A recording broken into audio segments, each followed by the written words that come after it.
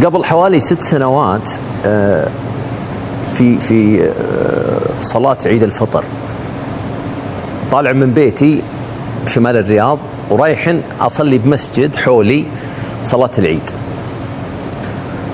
على إني أطلع من مسجد العيد صلاة العيد واتجه لشرق الرياض للوالدة أسلم عليها وارجع. المهم بالعادة طبع عندي حتى في صلاة الجمعة ما أطلع على طول، ما أحب الزحام، أحب الأمور تهدى كذا. فانتظرت حتى الناس طلعوا وطلعت لسيارتي ركبت. يوم لفيتها بمشي ورا هذا بيت مطلعين طاولة فخمة يا جماعة وحاطين عليها ذا الدلال وذا الحلا وذا التمر وشغل، وواقفين 3 عمال يتقهوون وواقف معهم شاب أسمر جميل بغترة بيضاء واقفين يتقهوون.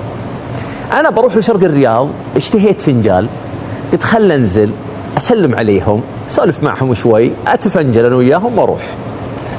وقفت سيارتي ونزلت. يوم نزلت وصلت عند الطاولة دي، الظاهر أن الطاولة دي طلعوها متأخرين بعد روحة الناس، لأن أنا أتوقع لو العمالة شافوها والله يجزاهم خير كان ما وقفت العمالة دولة 3 قلت قهوة وراحة وواقفين هالولد هذا شباب يعني تعطيه بال25.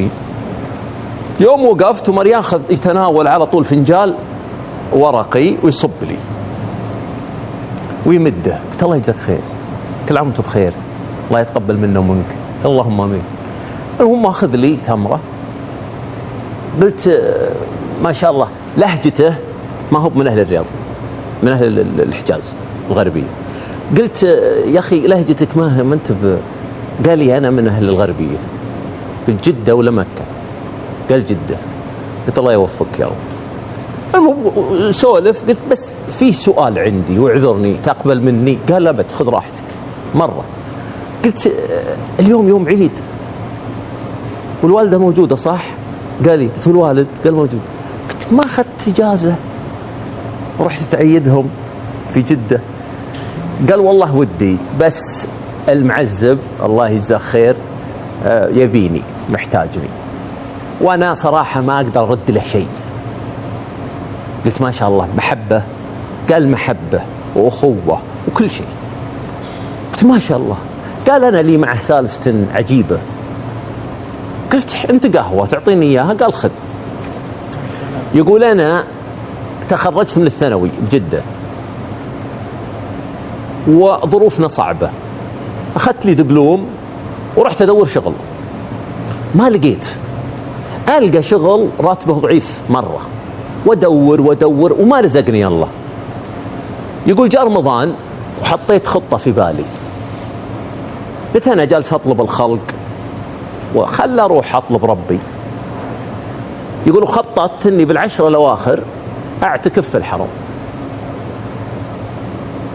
اروح يلا من فضلك واطلب ربي ولا راح يردني سبحانه وتعالى كذا. يقول لي، يقول رحت وبدأت الاعتكاف في القبو في الحرم المكي. يقول وفي يوم 25 رمضان فيه تعرف مجموعة معتكفين، يقول فيه واحد أنا أشوفه كبير في السن، شاب كبير مثل ما يقول أبو عبد المحسن، يقول يناظرني ويأشر لي، يقول ما أقوم وجيه يمكن يبعد عني ولا يعني 100 متر، يقول وجيه السلام عليكم. وعليكم السلام، وشلونك يا عم؟ طيب؟ قال طيب الله يطيب حالك. يجلس، يقول جلس، قال تقهوى، يقول وتقهوى. قلت الله يحييك. قال شو اسمك؟ قلت اسمي أحمد. قال الله يحييك يا أحمد. أنت من وين؟ قال أنا من أهل جدة. قال وما شاء الله جاي معتكف من أول بداية الشهر من بداية العشر؟ قال لي. قال ما شاء الله الله يا رب يوفقك يا ولدي، أبى أطلب منك طلب. يقول قلت سم آمر. قال تفطر معي وتسحر معي، أنا العيالي هنا عندي شقة ويجيبوني عيالي فطوري ويجيبوني، أبيك تفطر معي.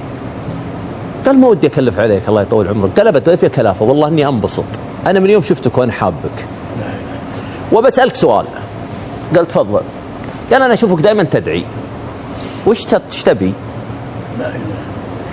قال والله يا عم أنا أطلب من الله خير الدنيا والآخرة. قال خير الآخرة معروف، رضا الله والجنة خالصين، نبي الدنيا وش تبي أنت؟ قال والله أطلب الله وظيفة، أنا وضعي تعبان وأبي أعيش حياتي وأبي أعاون أبوي وأبي بس وضعي، فأنا جاي أطلب ربي الجنة وأطلب وظيفة. قال طيب والراتب اللي تبيه كم؟ قال الراتب اللي يمشي أموري. قال تشتغل برا جدة؟ قال أشتغل، بس إذا فيه مو معقول أشتغل برا جدة براتب منخفض، ما أقدر أعيش. قال طيب تيجي الرياض تشتغل؟ قال أجي. قال 7000 تكفيك؟ قال زينة مرة زينة. قالوا وسكن؟ قال تمام. قالوا سيارة؟ ما شاء الله. قال هذا فوق ما قال خذ هذا كرتي، بعد ما تعيد مع أهلك تخلص تعال عندي. قلت طيب يا عم أنا ما عرفتك. قال أنا فلان الفلاني، رجل أعمال وعندي شركات عقارية وبيك ما بيك تشتغل معي، بيك ولد لي. الله. قال الله يجزاك الجنة ويكثر خيرك. يقول واقعد معه. يقول يوم خلصنا رمضان أروح أعيد وأنا مبسوط عند أهلي وبشر الوالد وبشر الوالدة.